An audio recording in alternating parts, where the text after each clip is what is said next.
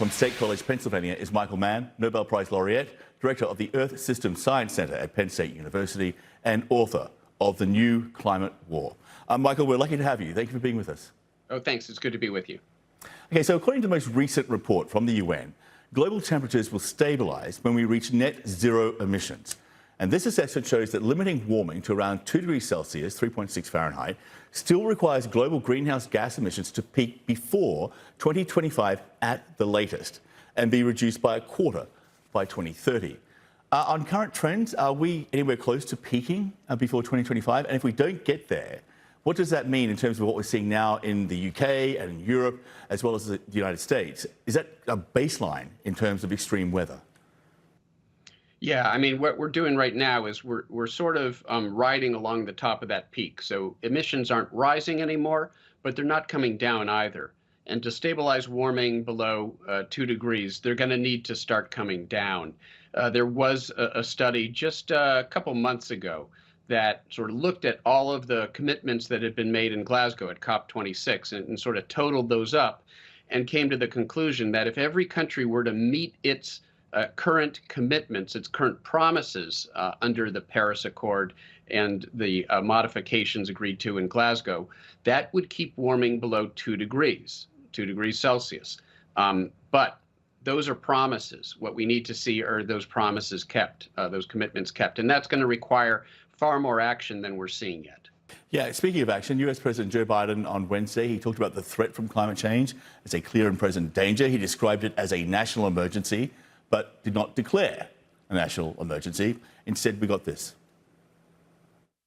That's why today I'm making the largest investment ever, $2.3 billion, to help communities across the country build infrastructure that's designed to withstand the full range of disasters we've been seeing up to today. Extreme heat, drought, flooding, hurricanes, tornadoes. $2.3 billion is a lot of money. Something is better than nothing. But according to the Climate Policy Initiative, climate finance flows are nowhere near estimated needs, conservatively estimated at US $4.5 to $5 trillion annually. So to meet climate goals, this is by 2030. And right now, government budgets are being squeezed. Trillions are being spent by the pandemic. The war in Ukraine is driving up prices. You know, these seem to take priority right now. Climate change is always seen as some kind of lower priority, something which can be put off and wait just a little bit longer. Why is that?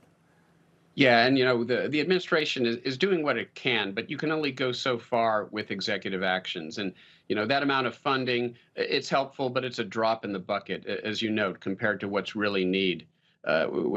We need to fundamentally remake our energy economy in the United States and globally, and that's going to require far more substantial commitments, new infrastructure, subsidies for renewable energy, stopping the continued construction of fossil fuel infrastructure, all of these things that a president can't do him or herself. It requires legislation. It requires codification by our Congress. And at this point, we are at an impasse where Republicans and 1 or 2 Democrats have basically stopped any climate legislation from moving forward. That's the bad news. The good news is that we have an upcoming midterm election here this fall, and there is an opportunity to increase the the number of Democrats in the Senate to the point where we might actually be able to pass climate legislation, because that's what's needed. If the United States is going to meet its obligations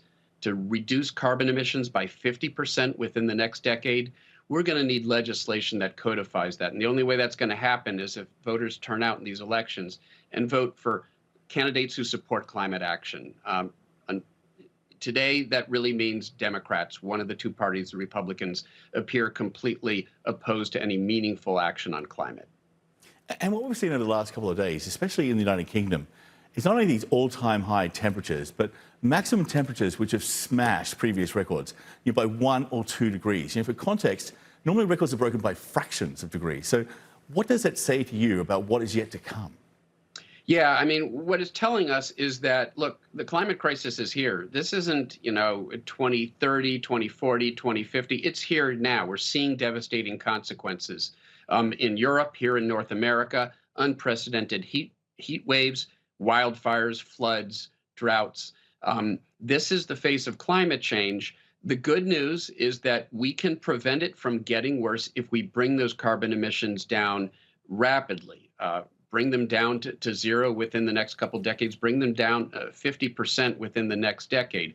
We can prevent further warming of the planet and a further worsening of these impacts. That's the good news. The bad news is this is what we're now basically committed to.